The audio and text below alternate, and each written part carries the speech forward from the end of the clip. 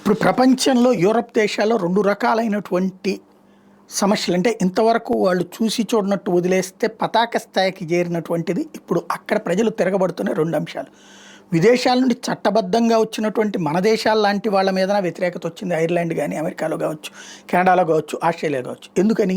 When you are in Rome you must behave like a Roman అంటారు. అంటే నువ్వు రోమ్‌లో ఉన్నప్పుడు రోమన్ లాగానే ప్రవర్తించాలి గానీ, భారతీయుడిలాగా ప్రవర్తించకూడదు. నీ ప్రవర్తన అవతల వాళ్ళకి సంస్కారం నేర్పేలాగా ఉండాలి గానీ, నీ ప్రవర్తన తమని దోచుకోవడానికి వచ్చినటువంటి వ్యక్తి అనేటటువంటి ఫీలింగ్ రాకూడదు. అక్కడ మన ప్రవర్తనలు అట్లాంటి ఇబ్బందులు తెచ్చిపెట్టినాయి. పాత ఎన్ఆర్ఐలు అలాగే ప్రవర్తించారు రోమ్‌లో ఉన్నప్పుడు రోమన్ లాగానే.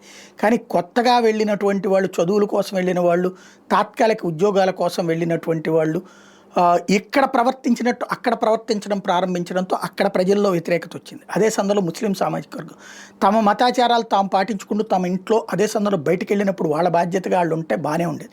కానీ క్రమంగా అక్కడ దేశాలనే మత మార్పిడి చేయాలి, వాటిట్నే షరియా చట్టాల కిందకి తీసుకురావాలి, వాటిట్నే అక్కడే ఇస్లామిక్ రాజ్యాలు తీసుకురావాలి అంటే అక్కడ ప్రజలు వాళ్ళ మతాన్ని మానేసి, వాళ్ళ ఆచారాన్ని మానేసి, వాళ్ళ సంప్రదాయాన్ని మానేసి, వాళ్ళ సంస్కృతి మానేసి, వాళ్ళ సంస్కారం మానేసి వీళ్ళదాన్ని అవలంబించుకోవాలంటే వాళ్ళు ఎందుకు ఊరుకుంటారు? అక్కడ తిరుగుబాటు ప్రారంభమైంది, నిలదీయడం ప్రారంభించారు.